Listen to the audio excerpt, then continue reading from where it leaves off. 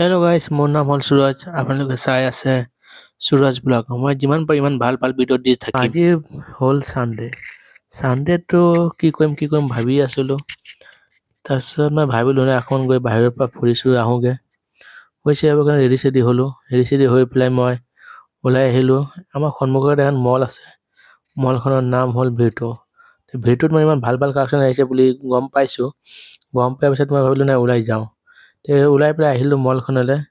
মলখনত মই আহি পেলাই চালোঁ যে বহুতখিনি ভাল ভাল ছামাৰ ভেকেশ্যনৰ বহুতখিনি কালেকশ্যন আহিছে। সেয়া কালেকশ্যনবোৰ চায়ে আছিলোঁ। ইমান ধুনীয়া ধুনীয়া জেকেট, চুৱেটাৰ, টি চাৰ্ট এইবোৰ আহিছে। মই কেইটামান টি চাৰ্ট ল'লোঁ। লৈ পেলাই মই চেঞ্জিং ৰুমলৈ গ'লোঁ। চেঞ্জিং ৰুমত গৈ পেলাই চালোঁ কোনটো ভাল লাগিব লগা নাই।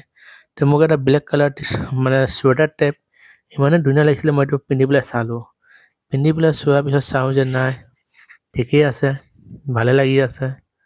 সেইটো মই অকণমান চোৱা চুই কৰাৰ পিছত নাই, ভালে লাগি আছে বুলি যেতিয়া মই গম পালোঁ কনফাৰ্ম এইটো ল'মেই। লৈ পেলাই মই এইটো পেকিং চেকিং কৰি পেলাই মই এইটো ওলাই আহিলোঁ।